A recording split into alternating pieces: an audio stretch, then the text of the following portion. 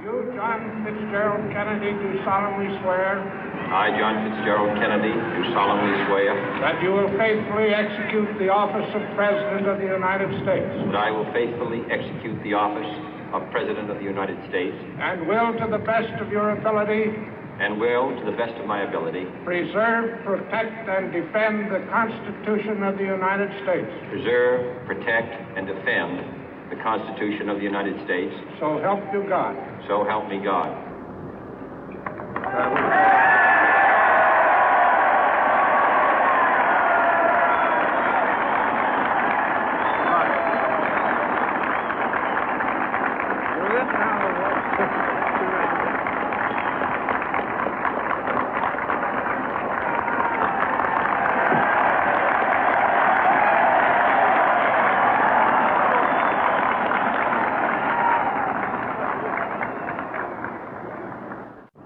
Vice President Johnson, Mr. Speaker, Mr. Chief Justice, President Eisenhower, Vice President Nixon, President Truman, Reverend clergy, fellow citizens. We observe today not a victory of party, but a celebration of freedom, symbolizing an end as well as a beginning, signifying renewal as well as change. For I have sworn before you and Almighty God the same solemn oath our forebears prescribed nearly a century and 3/4 ago. The world is very different now, for man holds in his mortal hands the power to abolish all forms of human poverty and all forms of human life. And yet the same revolutionary beliefs for which our forebears fought are still at issue around the globe. The belief that the rights of man come not from the generosity of the state, but from the hand of God. We dare not forget today that we are the heirs of that first revolution. Let the word go forth from this time and place to friend and foe alike that the torch has been passed to a new generation of Americans born in this century, tempered by war, disciplined by a hard and bitter peace, proud of our ancient heritage, and unwilling to witness or permit the slow undoing of those human rights to which this nation has always been committed and to which we are committed today at home and around the world.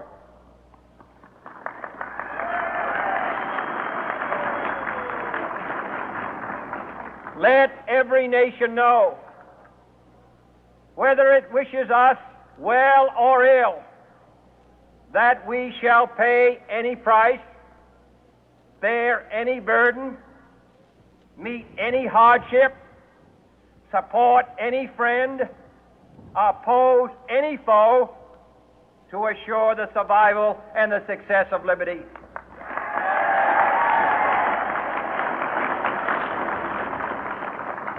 This much we pledge and more. To those old allies whose cultural and spiritual origins we share, we pledge the loyalty of faithful friends.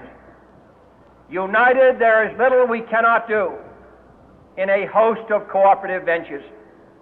Divided, there is little we can do, for we dare not meet a powerful challenge at odds and split asunder. To those new states whom we welcome to the ranks of the free, we pledge our word that one form of colonial control shall not have passed away, merely to be replaced by a far more iron tyranny.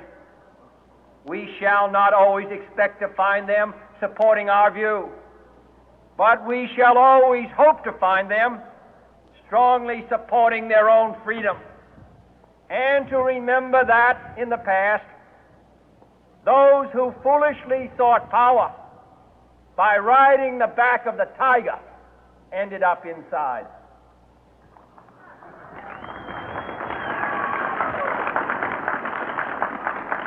To those people in the huts and villages of half the globe struggling to break the bonds of mass misery, we pledge our best efforts to help them help themselves for whatever period is required, not because the communists may be doing it, not because we seek their votes, but because it is right. If a free society cannot help the many who are poor, it cannot save the few who are rich.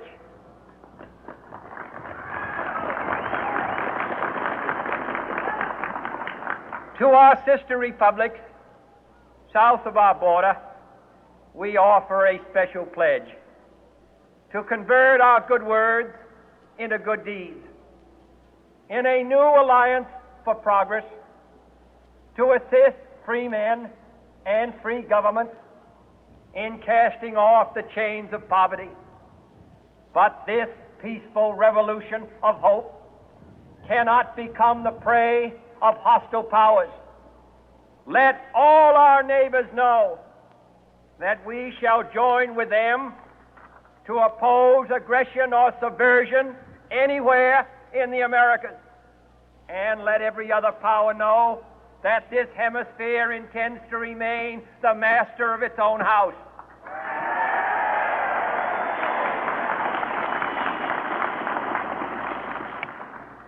To that World Assembly of Sovereign States, the United Nations, our last best hope, in an age where the instruments of war have far outpaced the instruments of peace, we renew our pledge of support to prevent it from becoming